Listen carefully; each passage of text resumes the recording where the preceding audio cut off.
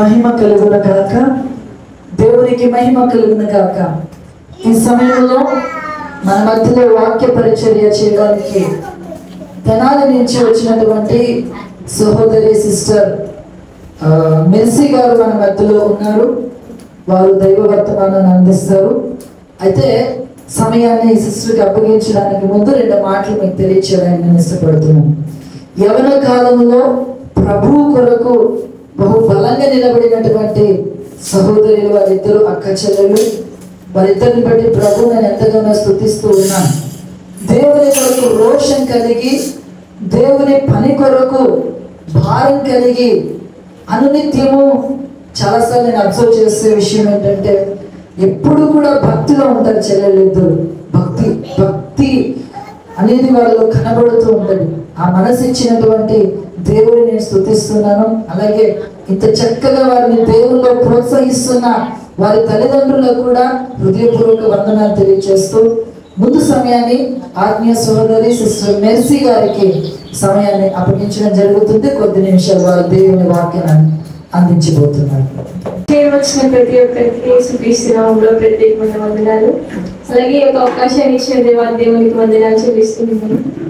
మనం వాక్యం చెప్పుకునే పోయే ముందు ప్రార్థన చేసుకొని వాక్యం చెప్తున్నాం. ప్రార్థన. పరిశుద్ధ ప్రేమ తండ్రి, దగ్గర దేవా, ఇంతవరకు కాపాడడం విధానం అతడి కొరకు ఉందిలో చెల్లిస్తూ వస్తున్నాను ప్రభా.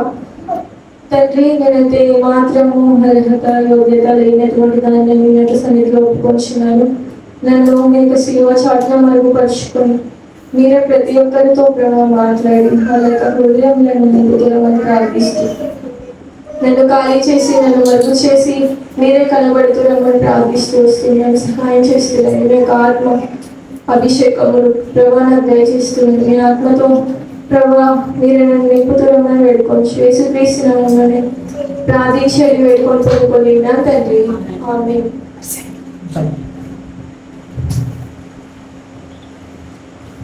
యొక్క సమయంలో మన అంశం ఏంటంటే మనం ఇక్కడికి ఎందుకు వచ్చాం?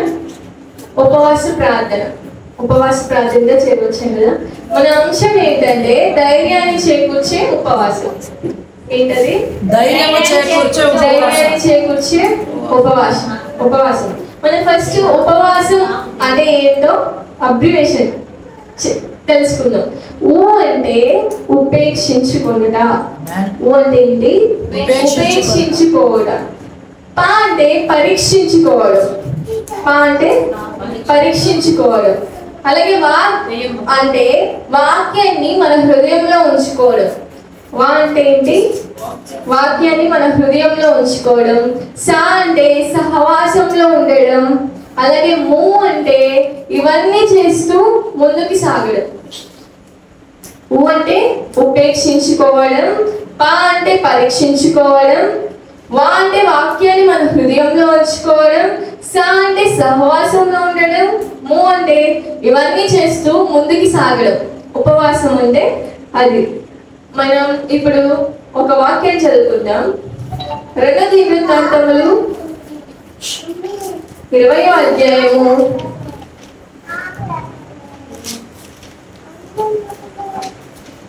2 దినవృత్తాంతములు 20వ అధ్యాయము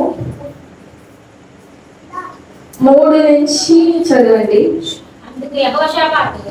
అందుకు యెహోషాపాతు భయపడి యెహోవా యొద్ద విచారించుటకు మనస్సు నిలుపుకొని యూదా అంతటా ఉపవాస దినము ఆచరింపవలెనని చాటింపగా యూదావారు యెహోవా వలని సహాయమును వేడుకొనుటకై కూడుకొనిరి. యెహోవా యొద్ద విచారించుటకు యూదా పట్టణములన్నిటిలో నుండి జనులు వచ్చిరి. యెహోషాపాతు యెహోవా మందిరంలో క్రొత్తశాల ఎదుట సమాజముగా కూడిన యూదా యెరూషలేముల జనుల మధ్య నిలువబడి మా పితరుల దేవా యెహోవా నీవు ఆకాశమందు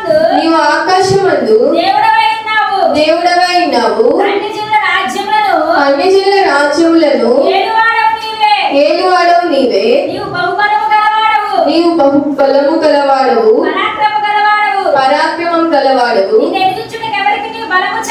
నిన్ను ఎదిరించుటకెవరికి బలం చాలదు. చాలక్క. Thank you. మనం ఇప్పుడు చదువుకున్న వాక్యంలో మనకి ఎవరు కనిపిస్తున్నారు?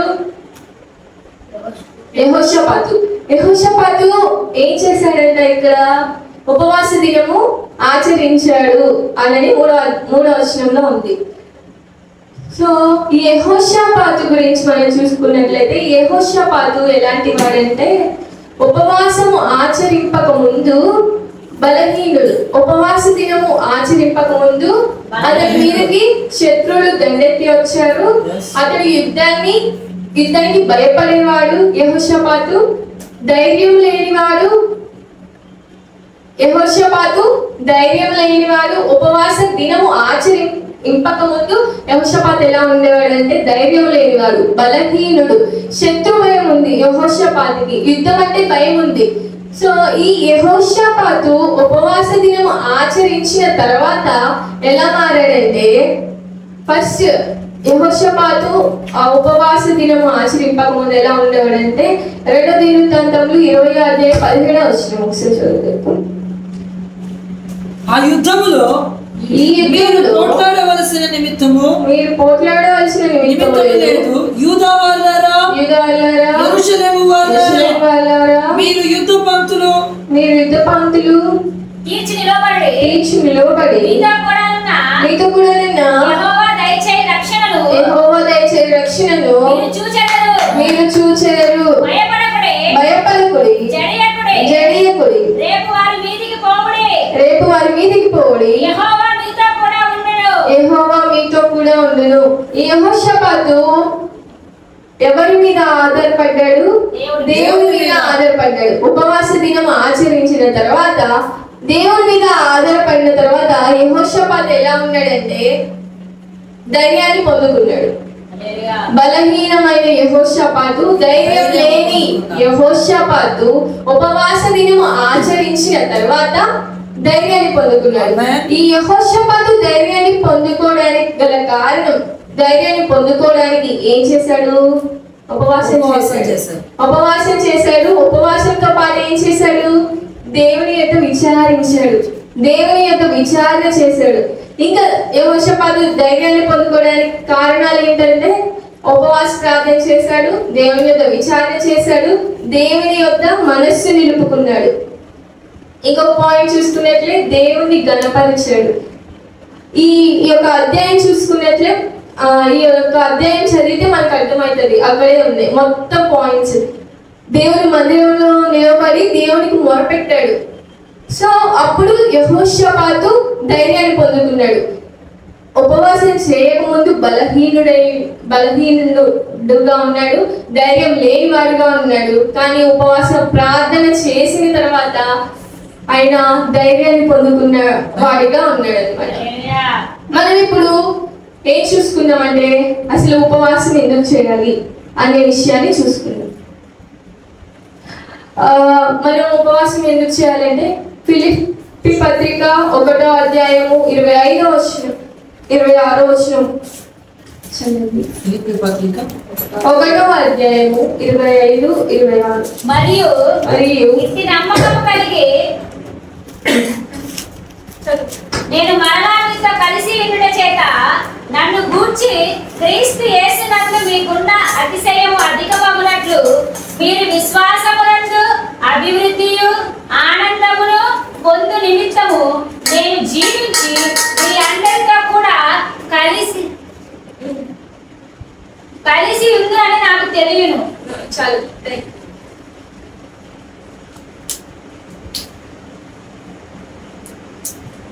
ఇక్కడ మనం ఉపవాసం చేయాలంటే విశ్వాసంలో అభివృద్ధి పొందడానికి, నిలకడగా ఉండడానికి చేయాలి. ఎందుకు చేయాలి? విశ్వాసం ఎందుకు చేయాలి? ఉపవాసం ఎందుకు చేయాలి అని అంటే విశ్వాసంలో అభివృద్ధి పొందడానికి చేయాలి.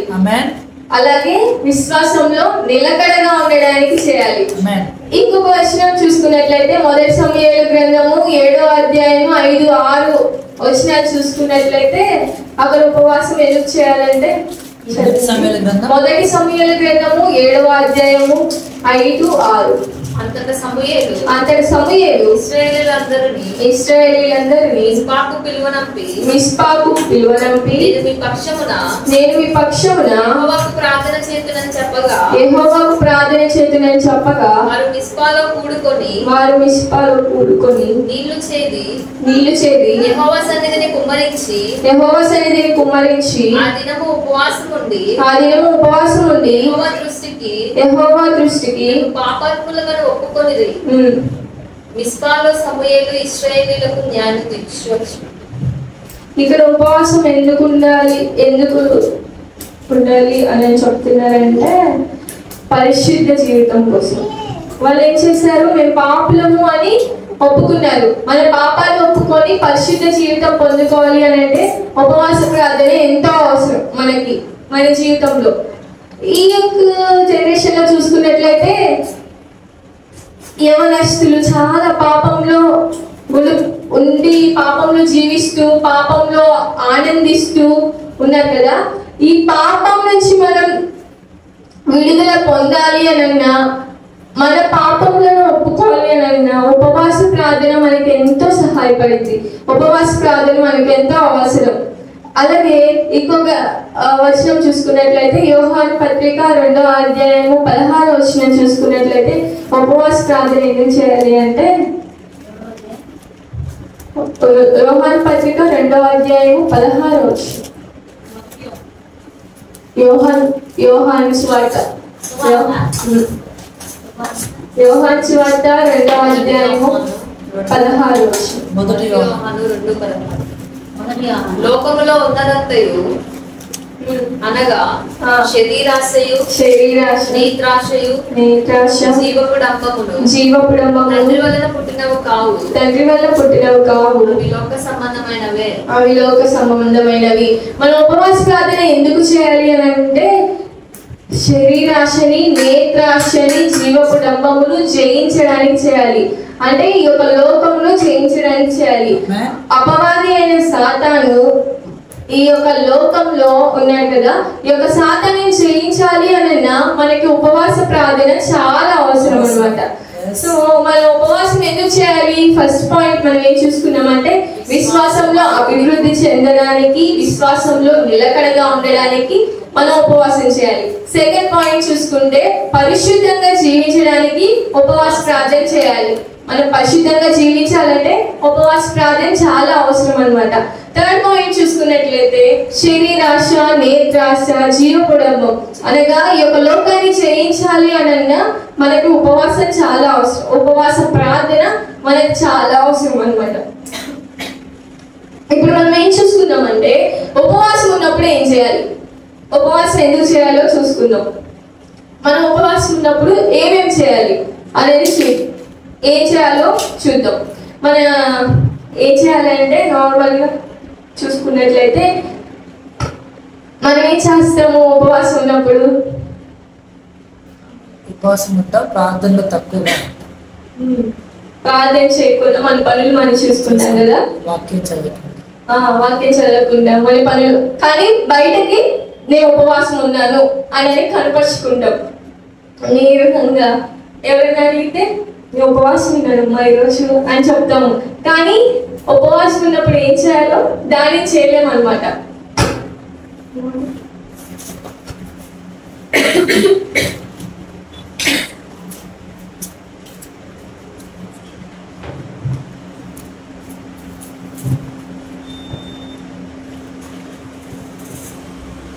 మనం ఉపవాసం ఉన్నప్పుడు ఏం చేయాలి అని అంటే అధిక సమయం వాక్యంతో గడపాలి, దేవునితో గడపాలి.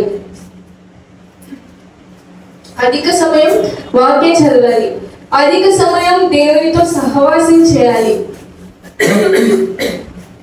అలాగే ఒంటరిగా ప్రార్థనలో గడపాలి. ఒంటరిగా మన గదుల్లోకి వెళ్ళి తలుపులు వేసుకొని ప్రార్థన చేయాలి. పరలోకమందున మన తండ్రి చూస్తున్నాడు.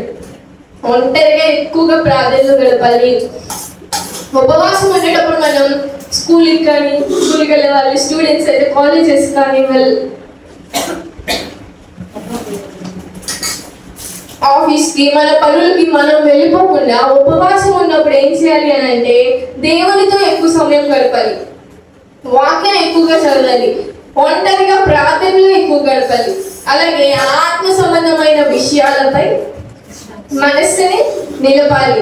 అలాగే పరిశుద్ధాత్మ దేవుడు మనతో ఏం మాట్లాడతాడో అని గ్రహిస్తూ ఉండాలి. ఉపవాసం ఉన్నప్పుడు మనం ఏం చేయాలి?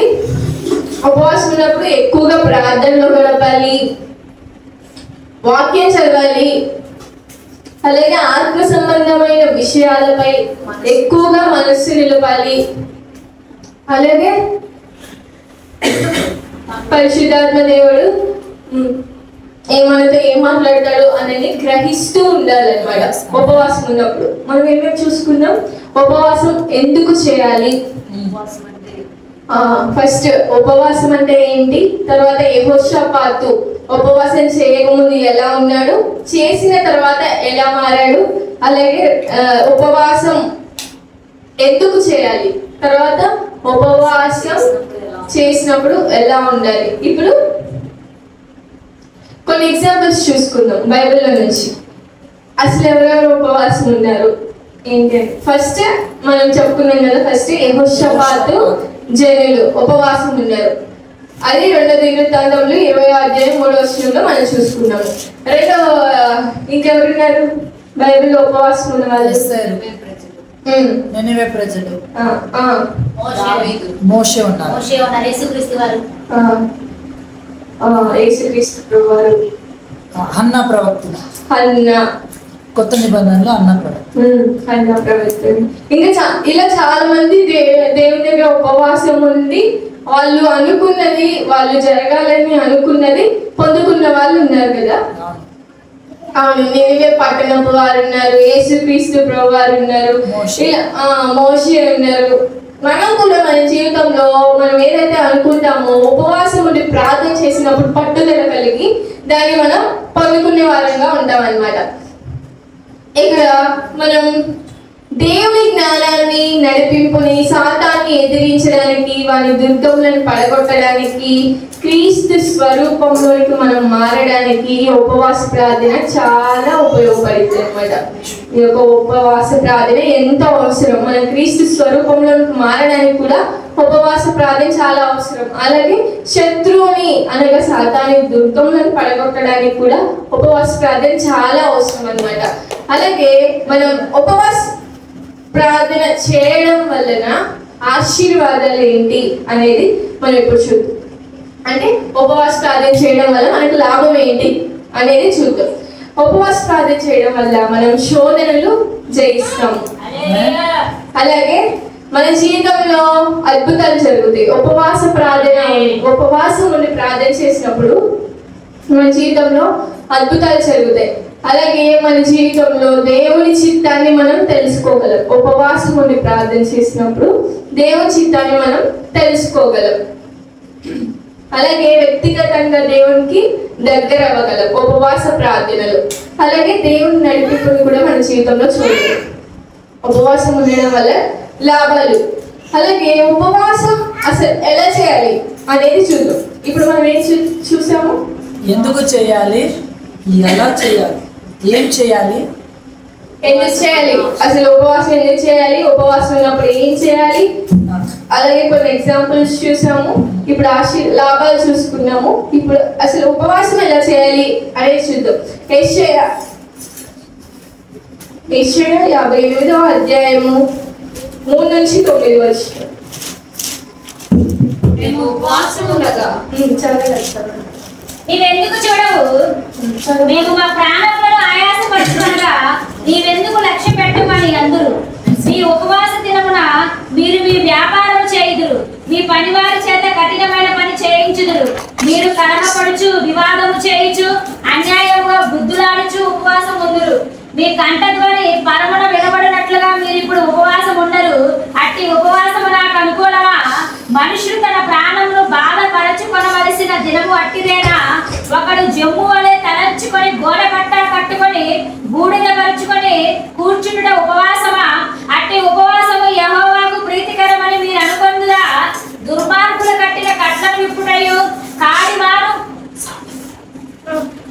మోపులు తీయుటయు, బాధింపబడిన వారిని విడిపించుటయు, ప్రతి కాడిని విడువగొట్టుటయు నేను ఏర్పరచుకున్న ఉపవాసం కదా. నీ ఆహారము ఆకలి కొనిన వారికి పెట్టుటయు, నీ రక్త సంబంధికి ముఖము తప్పింపకుండుటయు, దిక్కుమాలిన బీదలను నీ ఇంట చేర్చుకొనుటయు, వస్త్రహీనుడు నీకు కనబడినప్పుడు వానికి వస్త్రములు ఇచ్చుటయు, ఇదియే కదా నాకు ఇష్టమైన ఉపవాసము. అలాగున నీవు చేసిన ఎడల నీ వెలుగు వేపు చుక్క వలె ఉదయించును, స్వస్థత నీకు శీఘ్రముగా లభించును, నీ నీతి నీ ముందర నడుచును, యెహోవా మహిమ నీ సైన్యపు వెనుకటి భాగమున కావలి కాయును. అప్పుడు నీవు పిలువగా యెహోవా ఉత్తరమిచ్చును, నీవు మొరపెట్టగా ఆయన నేనున్నాను.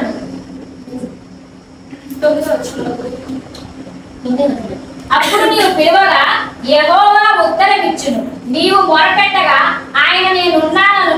ఇతరులను బాధించుటయు, బ్రేడు పెట్టి చూపి తిరస్కరించుటయు, చెడ్డదానిని బట్టి మాటలాడుటయు నీవు మాని, ఆశించిన దానిని ఆకలి కొనిన వానికిచ్చి శ్రమపడిన వానిని తృప్తి పరిచిన ఎడల చీకటిలో నీ వెలుగు ప్రకాశించును, అంధకారము నీకు మధ్యాహ్నం వలె ఉండును. ఇక్కడ ఏం చేస్తున్నారు వీళ్ళు? మేము ఉపవాసం ఉంటే నువ్వు ఎందుకు చూడవు అని దేవుణ్ణి ప్రశ్నిస్తున్నారు. మేము మా యొక్క ప్రాణాలని మేము పరుచుకుంటుంటే నువ్వు ఎందుకు లక్ష్య పెట్టట్లేదు? మేము ఉపవాసం ఉన్నప్పుడు నీవు మమ్మల్ని ఎందుకు చూడట్లేదు అని దేవుని అడుగుతున్నారు అనమాట. దేవుడు ఏమని చెప్తున్నారంటే, మీరు ఉపవాసం ఉన్నప్పుడు మీరు మీ యొక్క వ్యాపారం చేసుకుంటారు, మీ యొక్క పని వారి చేత కఠినమైన సేవలు చేయించుకుంటూ ఉంటున్నారు, అలాగే మీరు మీ యొక్క పక్కన వారితో గొడవలు ఆడుకుంటూ ఉంటారు, అలాగే ఆకలి ఉన్న వాళ్ళకి ఆహారం పెట్టరు, వస్త్రహీనులకి వస్త్రాలు ఇవ్వరు, దిగుమాలిన వాళ్ళని గేదెలను మీ ఇంట చేర్చుకుంటారు. ఇలా ఉంటే దేవుడు ఎలా చూస్తాడు? దేవుడు వాళ్ళు చేసిన ఉపవాసాన్ని లక్ష్య పెట్టాడు అనమాట. మనం ఉన్నప్పుడు ఏం చేయాలి అంటే, ఉపవాసం ఉన్నప్పుడు దీనులను కరుణించక, భేదాన్ని కరుణించకుండా, అవసరంలో ఉన్న వారికి సహాయం చేయకుండా, మనం ఎంత ఉపవాసం ఉన్నప్పటికీ దేవుడు మన ఉపవాసాన్ని లక్ష్య పెట్టాడు అని వాక్యం సెలవిస్తూ ఉన్నది అనమాట. మనం ఏం చేయాలి? ఉపవాసం ఎలా చేయాలి అనంటే, ఉపవాసం ఉన్నప్పుడు బీదలని కనికరించాలి, అవసరంలో ఉన్న వాళ్ళకి సహాయాన్ని చేయాలి, ఆకలితో ఉన్న వాళ్ళకి ఆహారాన్ని పెట్టాలన్నమాట. అదే దేవుడు చెప్తున్నాడు. ఇంకా ఏం చేయాలి? బాధలో ఉన్న వాళ్ళని ఆదరించాలి, అలాగే కష్టాల్లో ఉన్న వాళ్ళని ఆదరించాలి. అప్పుడు మనం ఎంత ఉపవాసం ఉన్నా దేవుడు ఆ యొక్క ఉపవాసాన్ని లక్ష్య పెడతాడు అనమాట. సో ఇంకొక చూసుకున్నట్లయితే మత్తయి సువార్త 6వ అధ్యాయము 16-18 వచనాలు చూసుకున్నట్లయితే, మీరు ఉపవాసం చేయనప్పుడు వేషధారుల వలె దుఃఖములై ఉండకుడి, తాము ఉపవాసం చేయుచున్నట్టు మనుషులకు కనబడవలనని వారు తమ ముఖములను వికారము చేసుకొందురు, వారు తమ ఫలము పొంది ఉన్నారని నిశ్చయముగా మీతో చెప్పుచున్నాను. ఉపవాసం చేసినట్టు మనుషులకు కనబడవలనని కాక, రహస్యమందులని తండ్రికి కనబడవలనని నీవు ఉపవాసం చేయనప్పుడు నీ తల అంటుకొని నీ ముఖము కడుగుకొను, అప్పుడు రహస్యమందు చూచుచున్న నీ తండ్రి నీకు ప్రతిఫలం ఇచ్చును. చాలా థ్యాంక్ యూ. ఇక్కడ ఉపవాసం ఉన్నప్పుడు మనం వేశ్యదారుల వలె, అంటే వేశ్యధారణ అంటే ఏంటంటే, హృదయంలో ఒకటి పెట్టుకొని బయటకు ఒకటి మాట్లాడతారు, హృదయంలో కపటాన్ని పెట్టుకొని బయటకు ప్రేమగా మాట్లాడతారు కొంతమంది. మనం చూసి అమ్మ అవునా ఇంత ప్రేమ ఉందా వీళ్ళ హృదయంలో మన మీద అనుకుంటాం, కానీ కొంతమంది అలానే చేస్తారన్నమాట. వేశ్యదారులుగా ఉంటారు, అంటే హృదయంలో ఒకటి పెట్టుకొని పైకి ఒకటి మాట్లాడుతూ అలా జీవిస్తూ ఉంటారన్నమాట. ఉపవాసం ఉన్నప్పుడు మనం ఎలా ఉండాలి? వేశ్యధారణ కలిగి ఉండకూడదు. అలాగే ఇంకొకటి ఏంటి? దుఃఖముఖములై ఉండకూడదు అనమాట. ఇతరులు మనల్ని చూసి అడగాలని కొంతమంది దుఃఖంగా నీరసంగా ఏంటమ్మా అలా ఉన్నా అంటే ఉపవాసం ఉన్నాను, నేను ఉపవాసం ప్రార్థన చేస్తున్నాను అనేది చెప్పుకుంటా ఉంటారు అనమాట. సో మనం ఉపవాసం ఉన్నప్పుడు ఏం చేయాలి, ఎలా ఉండకూడదు అని అంటే వేషధారులుగా మనం ఉండకూడదు, దుఃఖ ముఖములుగా మన యొక్క ముఖాలు ఉండకూడదు. కానీ మనం ఎలా ఉండాలి అని అంటే ఉపవాసం చేయనప్పుడు మనుషులకి కనబడవాలని కాక దేవునికి కనబడాలని మనం ఉపవాసం చేయాలన్నమాట. మనం ఉపవాసం చేసేటప్పుడు తల అంటుకొని ముఖం కడుక్కొని రహస్యమందు చూస్తున్న నీ తండ్రి చూస్తున్నాడు అనని, ఆయన మనకు ప్రతిఫలం ఇస్తారు అనని అది దృష్టిలో పెట్టుకొని చేయాలి. అంతేకాని వేషధారణ కలిగి మనం దుఃఖముఖంలో ఉండి అందరూ అడిగాలని మనల్ని అందరికీ చెప్పుకుంటూ అలా ఉన్నామంటే అప్పుడే మనకి అక్కడే ప్రతిఫలం వచ్చేసిద్ది అనమాట. ఇంకా మనం ప్రార్థన చేసినామంటే ఉపవాసం ఉన్న వ్యర్థమే అనేది వాక్యం సెలవిస్తుంది. మనం ఇప్పుడు ఏమేమి చూసాం? ఉపవాసం అంటే ఏంటి? అంటే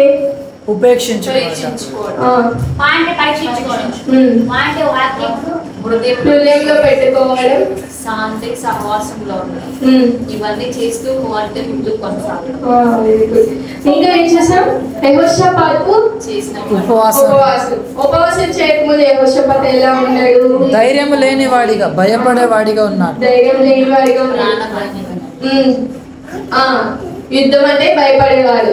సో ఉపవాసం చేసిన తర్వాత యెహోషాపాతు ఎలా మారాడు? ధైర్యవంతుడిగా మారాడు. ధైర్యవంతుడిగా మారాడు.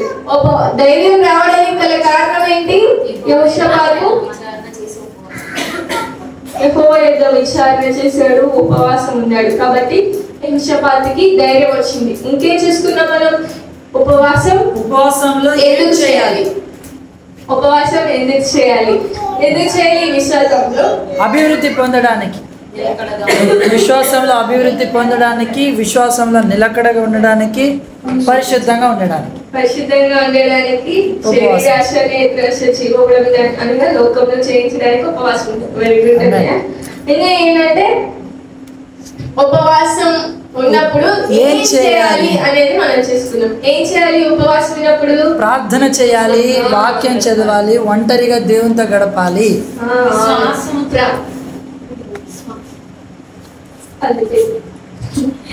ఒంటరిగా ప్రార్థనలో గడపాలి, వాక్యం ఎక్కువగా చదవాలి.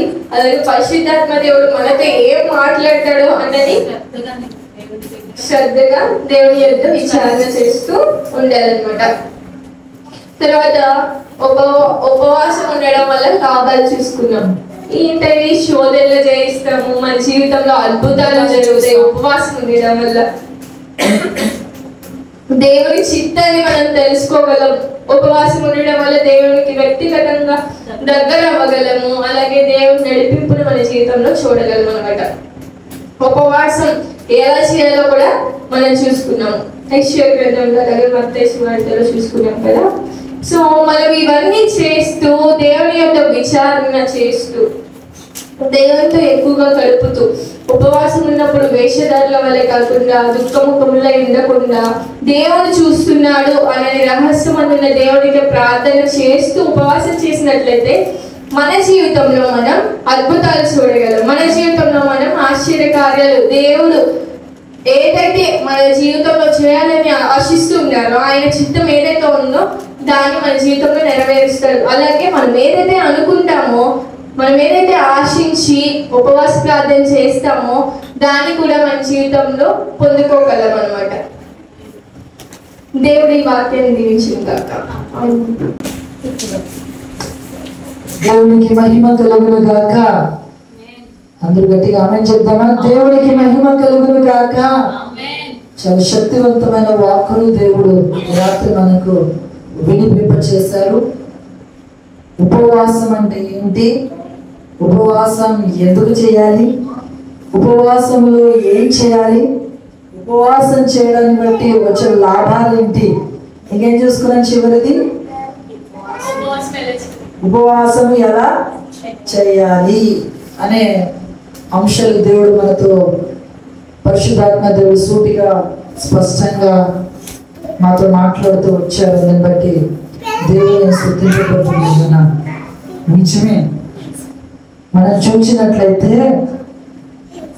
ఈ యొక్క యెహోషాపాతు ఒక ధైర్యము లేనటువంటి వ్యక్తి ఉపవాస ప్రార్థన చేయగానే గొప్ప ధైర్యంతో నింపబడ్డాడు. ఆమేన్. గొప్ప ధైర్యంతో నింపబడ్డాడు. చూడండి, ఉపవాసం వల్ల మనం ఫస్ట్ పాయింట్ చూసుకున్నాం ఏంటంటే అభివృద్ధి. దేంట్లో అభివృద్ధి? విశ్వాసంలో అభివృద్ధి.